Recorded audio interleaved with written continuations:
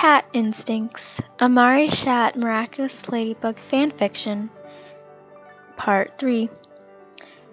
There were few times that Marichat had no inspiration to draw. Yes, those times were far and few, but nonetheless they happened. At times like that, Marichat found it comfortable to walk to the park. People always roamed around. She could inspect their attire, its style and color scheme, and most often times had an idea rush to her head. Today was no exception. There were many children running after each other, shrieking joyfully, their parents chatting idly, or chasing their young ones in an attempt to get them back home in time for nap time. A little girl in a spotted dress ran in front of her, chased by a boy clad in a Chat Noir hoodie. Marichat gave a slight giggle. It was adorable to see young kids adoring her as a role model and feeling like they could do anything despite what others told them. There were few times that she and Chat Noir would go to visit the young children, and the sheer amount of little girls that told her they wanted to do something big because she gave them the confidence to almost made her heart blow up. And oh goodness, the amount of girls her age that chose powerful male-dominated career paths? That shocked her in the best way possible. Well, well, well, called a familiar voice from her right. I do like your hoodie, kid, if I do say meow self. Marichat lifted her head and spotted none other than Chat Noir himself, holding the little girl on his hip and smirking widely at her before flickering his eyes back at the young boy in front of him. I want up, he cried with his arms out wide, pouting up at the superhero. Chat Noir clicked his tongue. Let's see, I'm gonna have to set down Marie here, he trailed off, and unsurprisingly, his candy apple green eyes locked onto Marichat as if to say, You! Come! Now. She sighed, however smiling, put away her notebook and her purse and walked over to him. Marie looked at her in awe when she was finally settled in her arms. I like your hair, she giggled, pulling slightly at Marichat's pigtails. The Parisian Chinese girl melted. For the record, she had always adored adorable kids, but Marie was just so cute and had such a kid giggle. She instantly felt the need to become a mother before she even finished high school.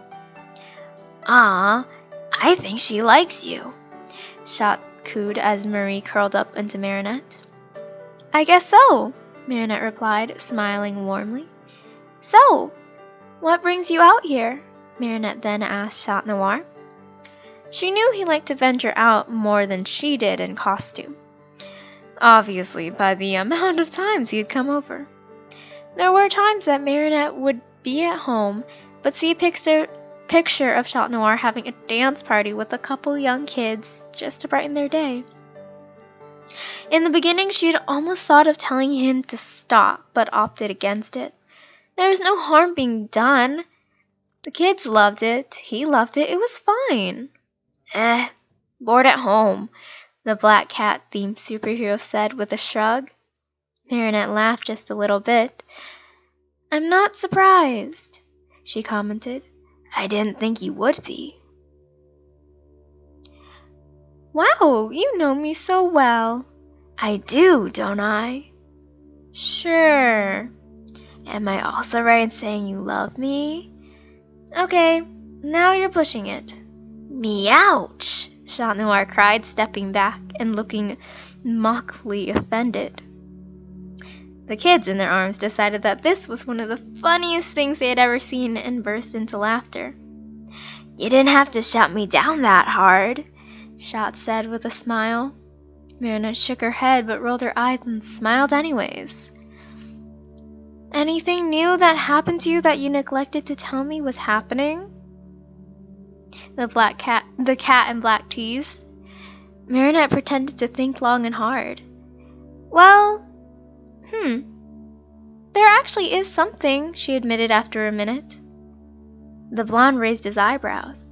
And you didn't tell me? He said in a dramatizingly sad way. Marinette rolled her eyes and smiled. I'm telling you right now, she shot back with sass. Fair enough, Chat Noir admitted. Marinette smugly smiled before telling Chat Noir about a school dance coming up and how she was planning on making her dress. I have no doubt that you can make it and make it look awesome, he said seriously. Marinette's face went a little pink.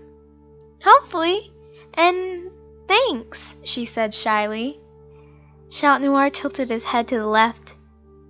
You're not very good at accepting compliments, are you? He asked. Marinette had no response to that. She bit her lip in trying to think of one, but ended up just nodding. Not surprised, the blonde said smoothly.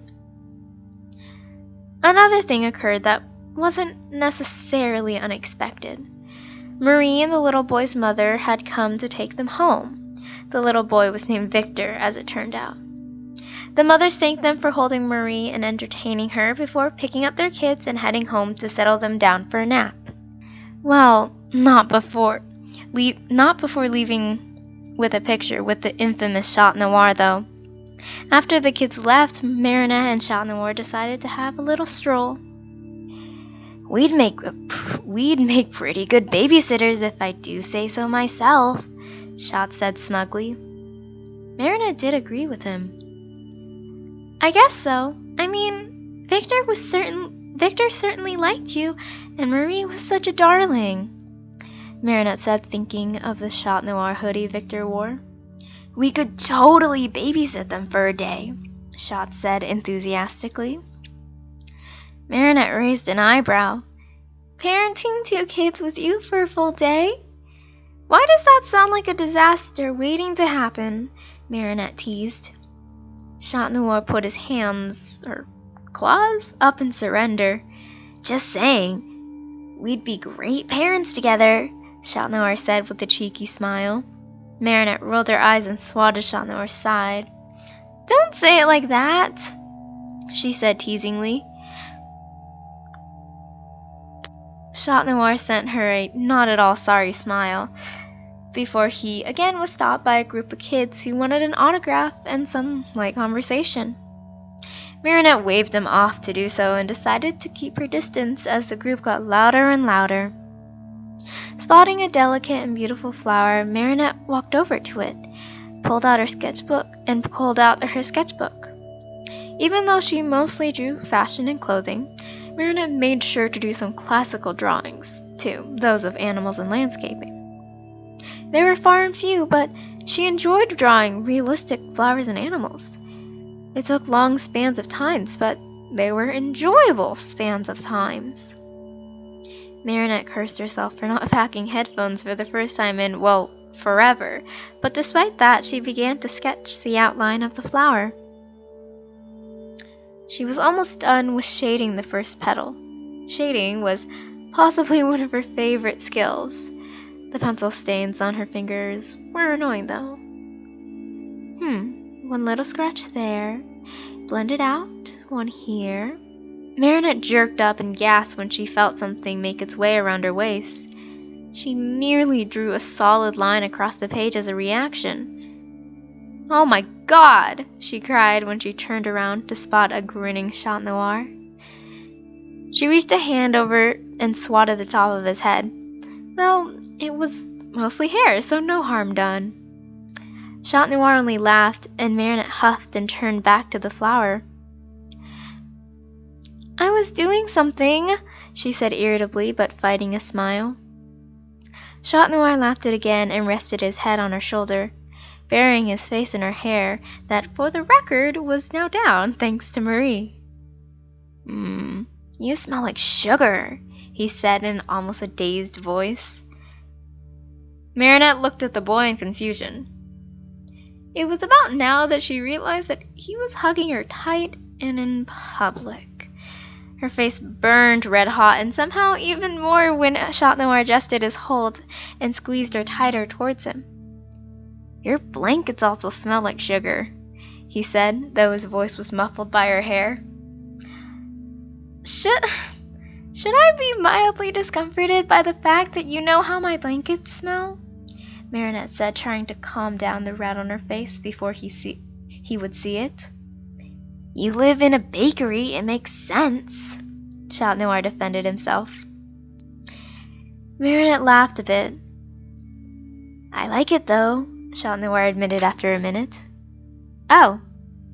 And there was the blush again.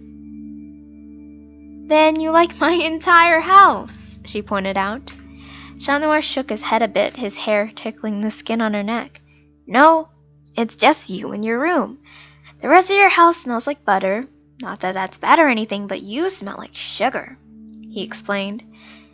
Marinette looked at him wide-eyed and silently nodded.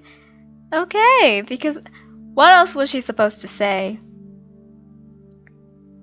Marinette then decided that she was way too comfortable being hugged so closely to Chat Noir and fought the urge to completely melt into him. But despite the internal conflict, she didn't move from his arms and decided to ignore the fact that they were in public and that anyone could possibly take a picture, which, albeit unknowns to her, someone did.